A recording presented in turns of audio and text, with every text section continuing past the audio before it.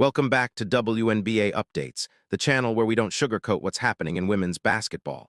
If you've been following the league over the past week, you already know things have reached a boiling point. You know, Kelly Croskoff, the team president, came out and celebrated the one-game suspension and thanked the WNBA. Kelly Croskoff, you're a coward. All right? So's Amber Cox. So's Stephanie White. At what point are y'all going to get angry and be like, one game is a fucking joke? And today we're breaking down every layer of what went wrong, who failed, and why this moment matters far beyond a single game. Let's get into it. Caitlin Clark took a back fist directly to the throat during a recent game against the Connecticut Sun. Not a shove, not an accidental elbow. A back fist to the throat, the kind of hit that makes even seasoned sports observers stop and rewind the footage because they can't believe what they just watched.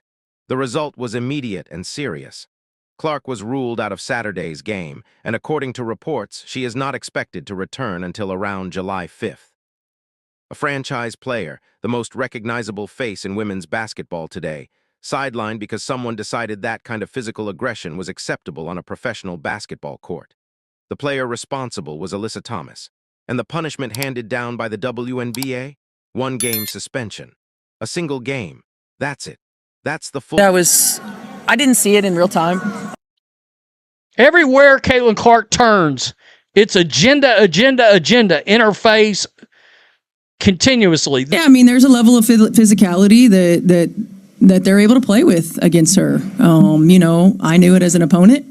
What in the big course of WNBA history and in Business 101, what is Alyssa Thomas to anybody? Nothing. We just watched Caitlin Clark get the shit beat out of her. All right? Former NFL reporter Michelle Tafoya, she literally called it assault. Michelle Tafoya called it assault on the court. That Caitlin Clark got assaulted.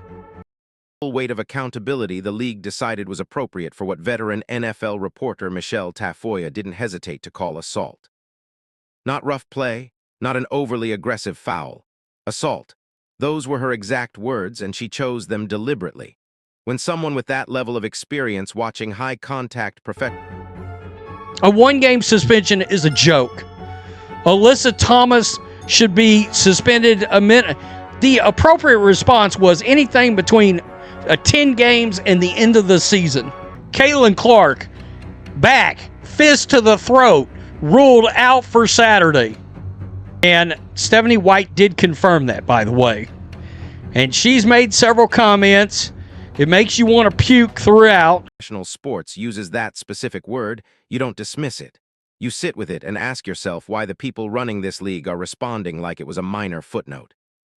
Here's where this story takes a turn that goes well beyond the hit itself, because the incident on the court, as serious as it was, is only part of what needs to be examined.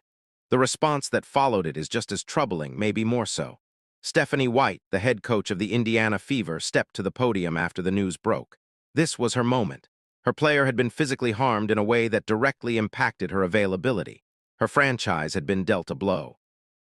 The entire basketball world was watching, waiting to hear what the person responsible for the Indiana Fever had to say.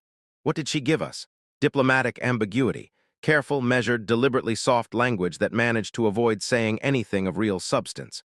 She said she didn't see it in real time. She said she was surprised officials didn't catch it. That was essentially the sum total of her public response. No clear condemnation of the act. No statement that what happened was unacceptable.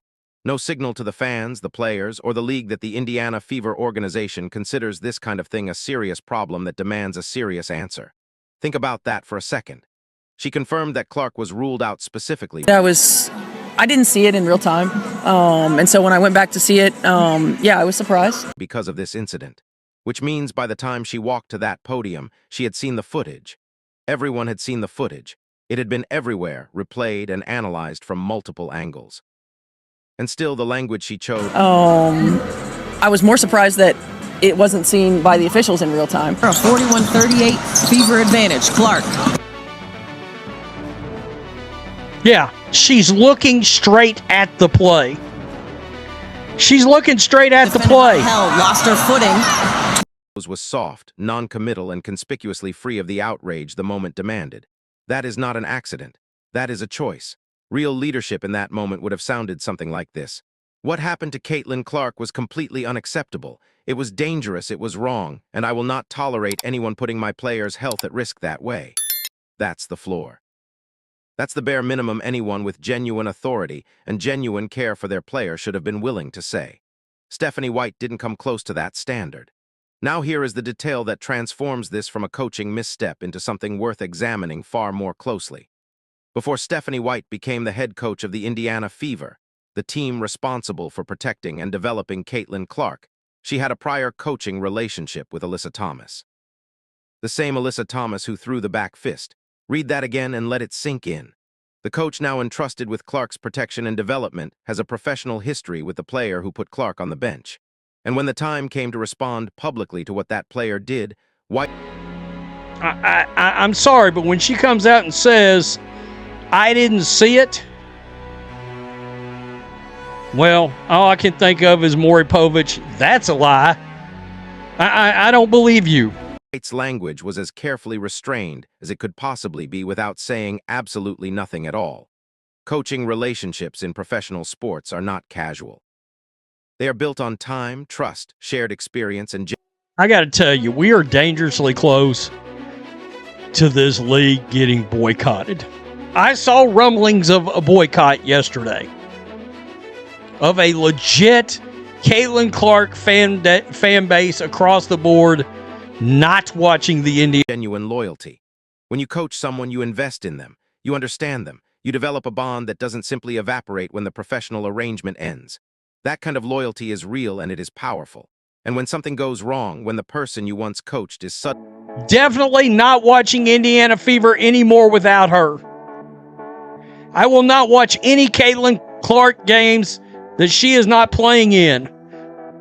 You can attribute it to the WNBA's failure to protect players. People are talking a boycott. That's what that is. That's one post. Suddenly on the other side of a controversy involving your current star player, that loyalty gets tested in real time. The cameras are rolling. The microphone is live, and the whole world is watching which way you lean. Stephanie White's press conference told us exactly which way she leaned. She leaned toward careful. She leaned toward measured.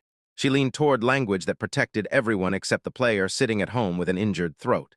If Stephanie White's press conference was a failure of leadership, what came from Kelly Croskoff, the team president of the Indiana Fever, was something even harder to stomach.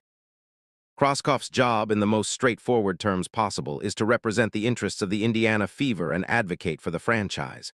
When your most important player gets hurt, when fans are furious, when people across the basketball world are calling a punishment inadequate, your job is to push back. Your job is to stand up for your organization and demand better. Kroskoff didn't do that. Instead, she celebrated the one-game suspension. She thanked the WNBA for their response, publicly signaling that the Indiana Fever considered the matter handled, that one game was sufficient, that justice had been served and everyone could move along. She looked directly at a fan base that was calling the suspension a joke and told them through her celebration that she disagreed, that she thought this was fine, that the league got it right. That is a complete institutional failure, and it happened at the highest levels of the Indiana Fever organization simultaneously. The head coach hedged at the podium. The team president celebrated a punishment the entire basketball community found laughable. And Clark sat at home, watching all of it unfold, knowing that the people whose literal job description includes protecting her had decided one game was enough. Here's the part that the WNBA's leadership needs to understand, because it goes directly to the financial and cultural future of this league. The fans showing up for Caitlin Clark, the people buying tickets and jerseys, tuning in on television, driving ratings to numbers the WNBA hadn't seen in years. They didn't have to be here. Women's basketball existed before Clark arrived, and it was struggling. The surge of attention, revenue, and cultural relevance that came with Clark's entry into this league was not guaranteed. It was earned, and it was sustained by a fan base that genuinely invested in what they believed they were watching. Those fans are now talking about boycotts, not fringe corners of the internet. Real, widespread conversations about whether supporting the Indiana Fever or the broader league is worth their time and money when the organization responds to an assault on their favorite player by celebrating a one-game suspension. That is the direct consequence of what Stephanie White and Kelly Croskoff did this week. every fan who decides they've had enough, every ticket that goes unsold, every television set that doesn't tune in, that is the price of the institutional cowardice on display at that podium. And the WNBA's leadership needs to reckon with the fact that this is not an isolated reaction from a small group of passionate fans. This is a signal from the audience that gave this league its second wind, and that audience is telling them clearly that they are watching and they are keeping score. This is not the first time we've had this conversation. That's perhaps the most important thing to acknowledge here, because if this were genuinely a one-off situation, an isolated incident with no broader pattern, the response, while still inadequate, might be slightly more understandable. But it isn't isolated. It is part of a documented, observable pattern. Caitlin Clark has been on the receiving end of a level of physical aggression in this league that no other player experiences with the same frequency or the same intensity. Shoves, elbows, hard fouls, and now a back fist to the throat. And every single time the pattern has been identical. A brief acknowledgement, a fine or a short suspension, and then a chorus of voices telling everyone to calm down and move on because the league handled it. The league has not been handling it. The league has been managing the optics of handling it, which is an entirely different thing. And the Indiana Fever this week demonstrated that the failure goes beyond the league office. It lives inside the organizations themselves, in the coaching staff, in the front office, in the people who should be the last line of defense for their players, and have instead become part of the problem. For the sake of clarity, let's be direct about what an appropriate response would have looked like at every level. The WNBA should have handed down a suspension that reflected the severity of the act.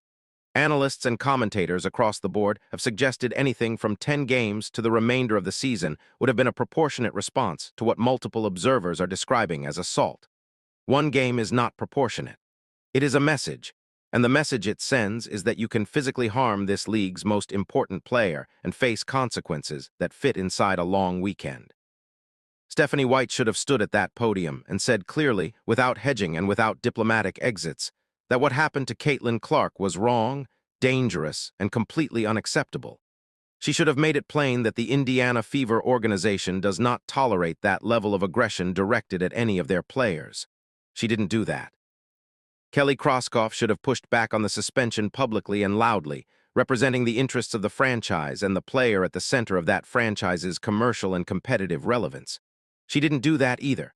Every one of those failures happened in sequence, publicly on the record, and the people responsible for them should be held accountable for what they chose to say and what they chose not to say. Caitlin Clark will come back. That much we know. She will return around July 5th, and she will compete with the same intensity and brilliance that made her the most talked-about player in this league. She will step onto the court, and she will do her job at the highest possible level because that is simply who she is. But here at WNBA Updates, we are not going to move on from what happened this week just because the calendar keeps moving. The people who stood at podiums and chose careful words over honest ones will still be in that building when Clark walks back through the door. Stephanie White will still be the head coach. Kelly Croskoff will still be the team president. And we will remember because the moment a player as significant as Caitlin Clark needed the people around her to step up and they stepped back instead, that matters. That is part of the record now. This week was a test. It was a test of leadership, of institutional loyalty, and of whether the people running the Indiana Fever understand what this moment in women's basketball history actually requires of them. They failed that test, and the entire basketball world was watching. Make sure you're subscribed to WNBA Updates and hit the notification bell so you don't miss our next breakdown. The conversation isn't over, and neither are we.